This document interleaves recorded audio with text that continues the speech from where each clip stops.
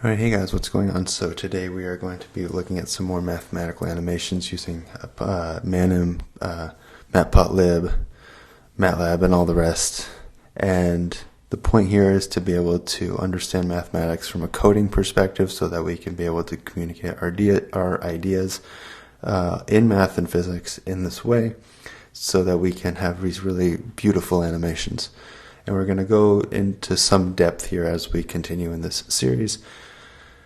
If you're not aware, this channel, again, is designed to get advanced science topics to you guys, and this is just one of those topics that we're going to cover. I've been covering a lot. I've been covering everything from ionotropic glutamate receptors to quantum field theory to general relativity and so forth.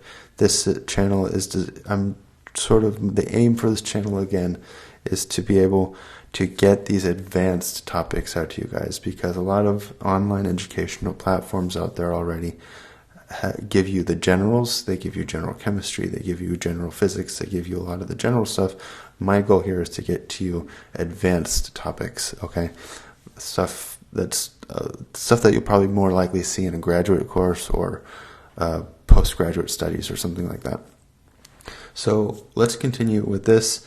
So I've animated this, we'll modify this as we go through. Again, these videos are probably not going to be as long as the videos I talk about when I'm talking about the science of things.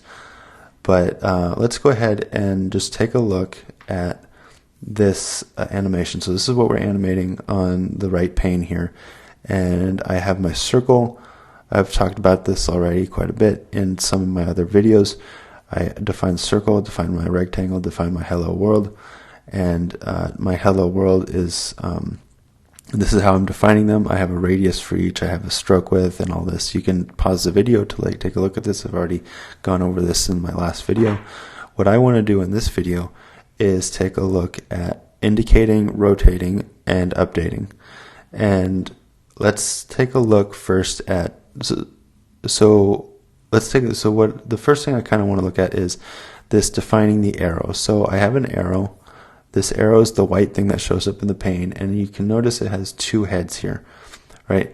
The two heads come in over here where I have get right and add tip and add tip. Okay, so get right. So I have get left also. So get left is going to be one, the starting point of my arrow. It's going to be to the left of my grouped object. Okay, so when we look over here, that arrow, the left point so it's right here. It's to the left of this object.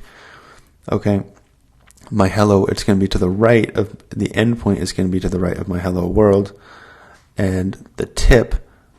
So I have two tips, right? So I have add tip and then add tip. But the second add tip, right? So the first add tip is going to be it's going to address the left part, and the second add tip is going to address the right end. And I have false here. Notice what happens if I change this to true. If I change that to true and then save, what should happen is I should have an arrow showing up here and an arrow showing up here. Okay. And then, okay, so that's the arrow. One of the things I want to get at also in this is that we can take that arrow and we can redefine it. So so let's do that. So let's take a look at that. So I'm playing, I write the arrow in, I wait a little bit, I add the triangle in. Okay, again, the triangle just has some of these attributes. It has a stroke width, it has a fill opacity, and it has a right. And now what we're going to do, okay, let's talk about indicating first. The indicating is when this triangle gets indicated in front of you, it sort of blinks orange and it gets bigger a little bit. So I'm telling what to indicate. That's my triangle variable. And then I have my 1.5. That's the amount it's going to blow up for a few seconds. And then I have the color it's going to blow up into. Indicating an object will temporarily emphasize it. So that's what this emphasizing is. So I have some notes in the margins here just to help you guys or show you guys what indicating does. And then the rotating part, this is going to be interesting. So I rotate my rectangle, and because it's grouped it's a surrounding rectangle encompassing the circle, though everything's going to rotate, but it's going to look like the circle's not going to rotate because it's just a circle.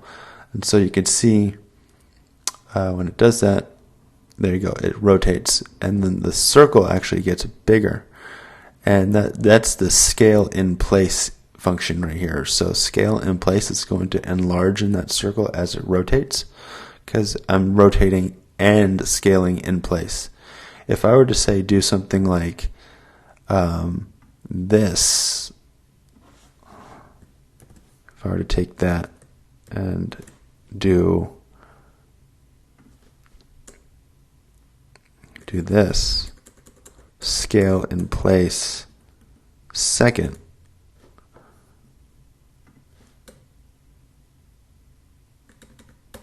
like this, let's see what happens. What's going to happen is that it's going to scale in place after it does the rotation. So here, okay, and then rotate and then scale. Whereas when I do scale in place right next to this, it's going to run that line all in one go, so it's going to scale and rotate. All right. And then, so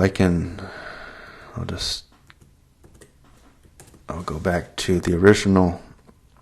And then self-play, SR, animate, move to. So now I'm going to move the group to coordinates 2, 0, 0. Again, X, Y, Z coordinates. It's going to be right next to the triangle.